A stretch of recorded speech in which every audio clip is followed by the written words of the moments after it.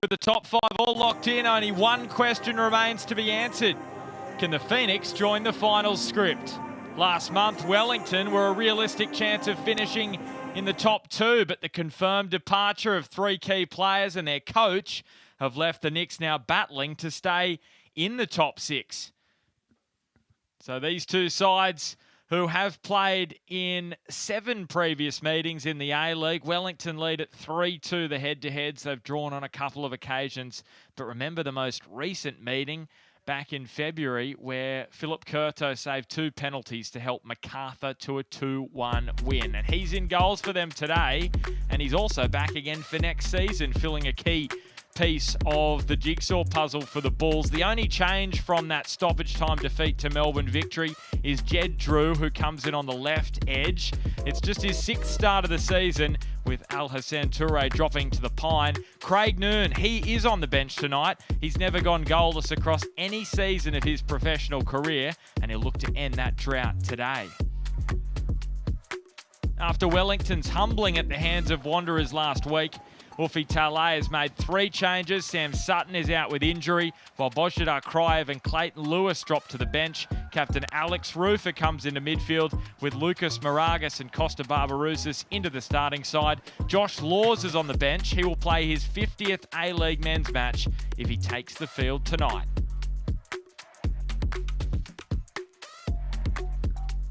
Plenty of impact on both of those benches.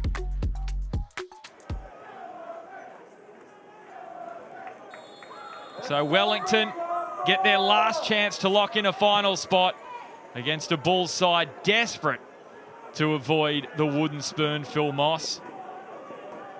I'm really looking forward to some goals this afternoon, Ben, and if recent form is anything to go by, neither team has kept a clean sheet in their last 4 outings, and as you said, Macarthur yet to record one under Mile Sturjovski's reign as manager. So that all points to goals, goals and more goals. Let's hope that's exactly what we get this afternoon. Well, it's been an even split across Dwight York's tenure and Mile Sturjovski's in the Isuzu UTE A-League men's. I know Dwight coached in the Australia Cup, which Macarthur won, but he coached 13 Isuzu UTE A-League matches, and Mile Sturjovski now up to 13. 2 wins from the previous 12, 3 draws across that spell as Lockie Rose had the option of Matt Miller forward, but Wellington were good enough defensively. And now Curto has launched it long, but that's comfortable enough for Ollie Sale. Well, this has got to be somewhat nerve-wracking tonight for Wellington, because the wheels have really fallen off in the last 5 matches. Winless in 5. Of course, 2 weeks ago, they would have loved to have knocked off Brisbane, which they should have done. They would have won that match earlier in the season, but conceded that late goal from the corner. Yeah, that's right. And I saw a stat during the week. Oscar Zavada has scored 4 goals this season in the first 15 minutes of games. And I think that's the top of any striker in the A-League men. So they'll have to combat that. Bright start this from the Bulls. Yeah, and Sass just pinching it off Jed Drew. The only change for the Bulls tonight from that last gasp defeat to Melbourne victory. Gee, they're not far off Macarthur if you think about it. Stoppage time goals conceded in their last 3 as Holman from distance just wouldn't drop for him, and Ollie Sale comfortable enough to let it fly over the top. And I think that quizzical look from Holman, he's looking for a foul, a free kick for contact in the back. Just as he struck the ball there, you could see Steven Ugarkovic coming from side on. I don't think there's anything in it. I think he got his strike away cleanly.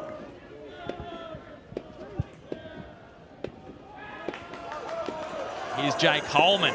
Gets in behind Moragas. There could be a problem here for Lucas. Adam Kersey, you would think, may pull out a card or not. Gee whiz. Moragas has dodged a bullet here, because that is a yellow card in anyone's book. Holman was gone, and he grabs hold of his shirt. Anyway, free kick here for Jed Drew, who's curling it towards that back post. Gee, that would have been very harmful to the Knicks finals chances if Matt Miller, who is their leading goal scorer this season, the Bulls, only got on the end of that. Yeah, great delivery from Drew into a really good area, good tail on it. It was reasonably flat. It gave those players a chance to really attack the ball.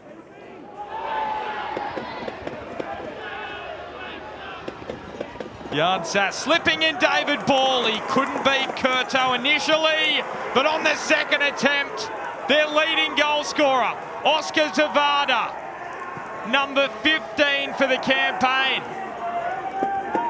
And Wellington with a priceless early lead at Campbelltown. And the big striker comes good on that statistic we mentioned earlier, scoring, that's his 5th goal in the opening 15 minutes of games this season. David Ball with a wonderful run on the Harvey Norman replay. Macarthur just don't react at all to the loose ball. Zavada has his time to pick his spot and keeps his composure and drills it into the back of the Macarthur net to give Wellington a lead over Macarthur. It all happens so slowly.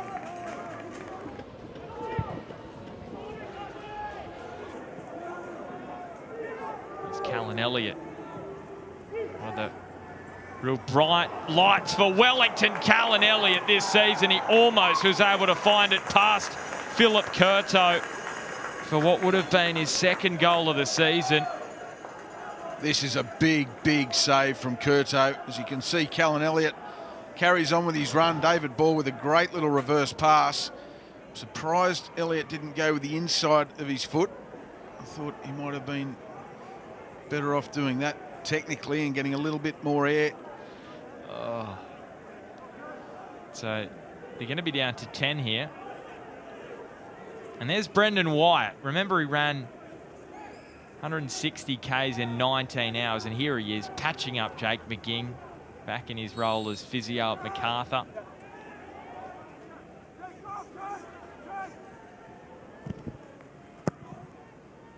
Payne is powering that one in. Miller was about. Barbarousis! That may have almost killed off the Bulls early in this first half. It would have made it a really tough road back for the home team. Well, that was a great strike by Barbarousis. There's a coat of paint in this from at least hitting the post. Look at that on the spin. Technically brilliant from the... Driving it through to Barbarousis. Well, this would be a crippling blow if Wellington were able to double their lead here. And they're going to get a corner right before half-time. Massive moment in this game. The Bulls must defend this after dominating this first half everywhere except on the score sheet.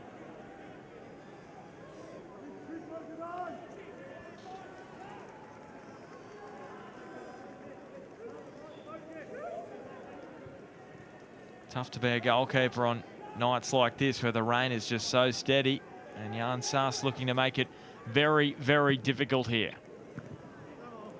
And Wooten didn't know a whole lot about it, but he's going to get another opportunity here, Jan Saas. And with the clock situation, this probably will be the final opportunity of this first half. Bending it in again off the head of Bacchus and away.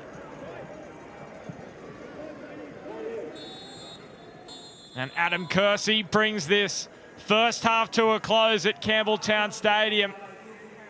Macarthur FC, the home side, dominating in a lot of areas except on the score sheet. Wellington ruthlessly efficient in front of goal.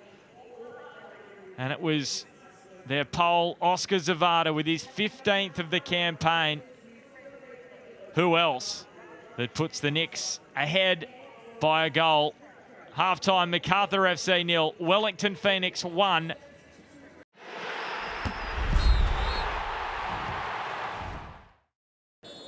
Well, it's been a wet and dreary day in Sydney. Can Macarthur give their fans something to smile about here in the second half? Who have come out in these challenging and damp conditions, Phil Moss. Can Macarthur give them something bright to head home with to finish off this disappointing season in the end in the league. Well, only those players in Macarthur shirts and the ones on the bench that may get some game time tonight can answer that, but they've got nothing at all to lose. They really have to go for it in this second half as we see confirmation of that substitution. Jonathan Aspropotomides on for Oliver Jones.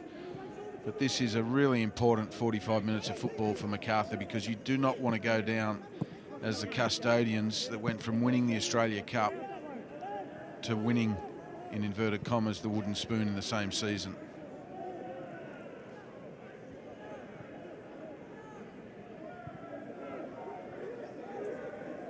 Well, they certainly had enough chances to get themselves into this game, but Wellington, gee, they've been desperate inside their own box.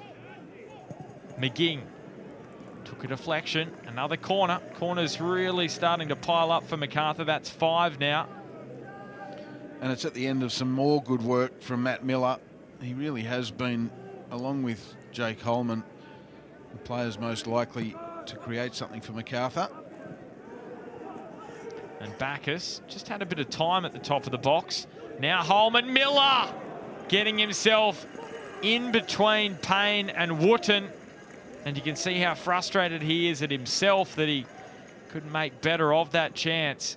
Yeah, good work from Bacchus, first of all, to find Holman. And then he just lifts it into a good area, knowing that Matt Miller is the type of player that'll attack the ball. And he does it, but he just can't get over the ball.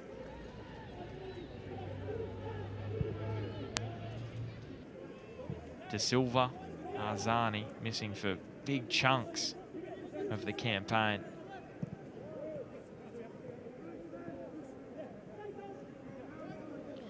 That was then, this is now. And right now they need to lift the intensity, Macarthur, if they're going to get something out of this game. Skitardis decides to shoot. That would have been a goal of the season contender from Jerry Skitardis, and it would have been his first in the Isuzu UTE League. Well, how's that, Mossy, for lifting the intensity? That would have ripped the roof off Campbelltown. The Harvey Norman replay shows a fantastic strike from the young midfielder. That would have absolutely been in the conversation for strike of the season. Look at that, great technique, great flight on the ball, great power. Just didn't quite have the radar in the right spot.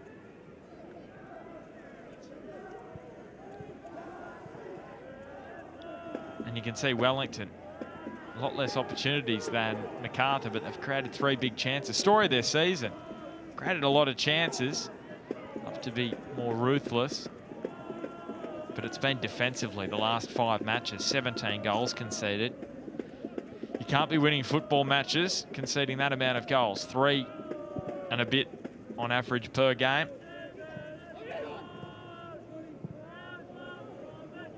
But they've dropped points, and that's got to give Macarthur hope. I'll tell you what also should give them hope, the fact that they're unbeaten in their last 3 here at Campbelltown. As here is Zavada, and he should have made it 2-0 to Wellington. What an opportunity missed by Zavada. Look at that. Jan Suss drives at the Macarthur defence, slips in Zavada. You would have put your house, your investment property, and your car on Zavada finishing from there. I've heard some talk that there's an announcement coming around those playoffs, Mossy. I'll just stay tuned on that one. I'm not going to say anything because I'll probably get in trouble. It's something that probably will be announced in the coming weeks, and that's all confirmed. As you see that challenge on Ugarkovic.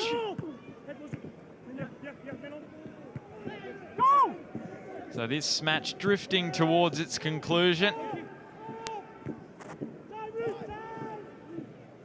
Wellington would just love to sink the dagger in and make it a little bit easier on their fans. This final 15 minutes. They deserve to be in the finals, Wellington. They've played some wonderful football this season. Today it's just been about getting the job done, and so far they are doing exactly that.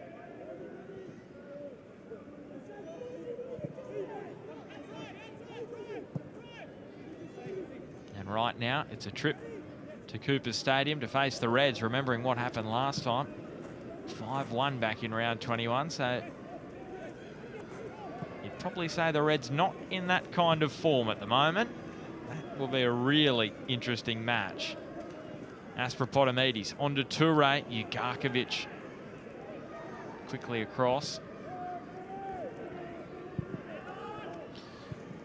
I think Ugarkovic has been one of the standout players for Wellington this afternoon. He's done a lot of the hard work in midfield. He's broken things up so many times, kept things simple.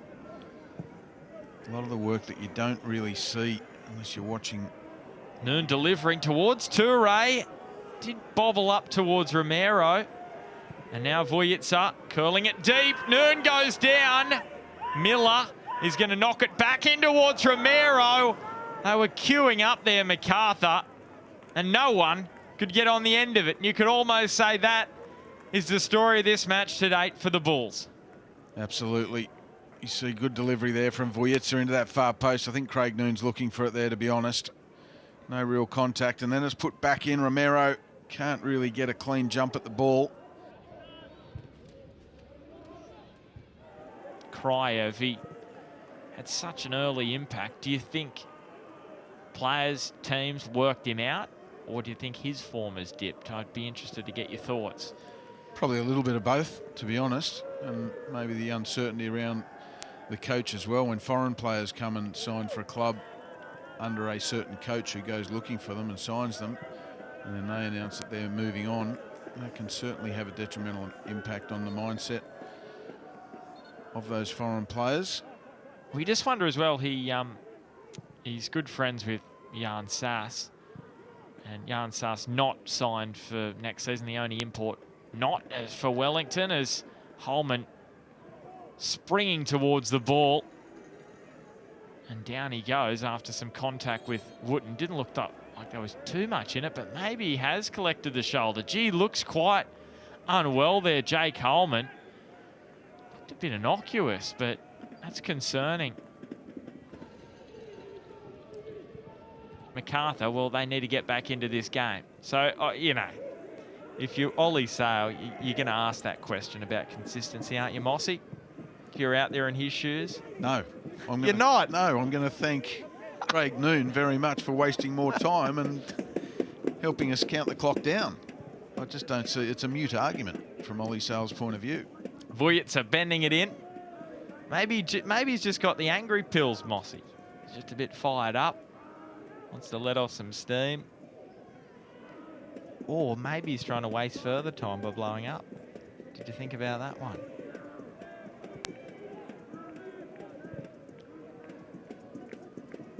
Najjar. Moody Najjar going low and hard straight into the arms of Ollie Sale. There. And now Aspropotomides. Time of the essence here for Macarthur. Craig Noon loves that left boot, goes for it, and Ugarkovic knew it. He got across to smother the strike on goal. Well, that's the stuff that Ugarkovic does that often goes unnoticed, but that was absolutely brilliant midfield defending, throwing himself at that Craig Noon strike. It's been the game for him, hasn't it? This is a classic match for a player like Steve Ugarkovic. Just does all the little things so well. Talk that he's, or reports I should say, that he's off to Melbourne City. Hasn't been confirmed yet, but would be a valuable addition to the Premiers. Noon again, shaping to shoot. Maybe he'll get the shot off this time, Craig Noon. Into the waiting arms of Ollie Sale. He thought the drought was about to end for a moment there, Craig Noon. Well, he's desperate to avoid that donut next to his name for the season, isn't he, Craig Noon? Decent strike too. He fashioned it for himself. A little bit of trickery on the edge of the box to create the space for himself. Opened his body out. Got a bit of power behind that strike, but not enough to really trouble the palms of Ollie Sale. Crive has certainly had an impact since he's come on. It's the second lung-busting run we've seen from him. No doubt with a little point to prove, just ahead of the finals. But all but look as though Wellington have now secured. And Romero giving Callan Elliott almost a piggyback ride there.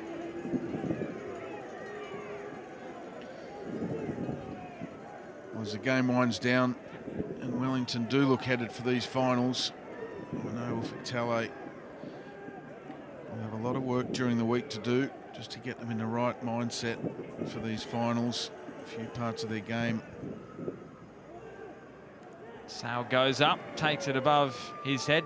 What has to give them confidence, though, is the clean sheet, doesn't it? They know they can score goals, Wellington. I feel like the fact that they've kept Macarthur out tonight, I know they probably don't have the cutting edge of an Adelaide who they're going to play next week, but that's got to give them some of a boost. Yeah, look, a clean sheet always does, but you're right.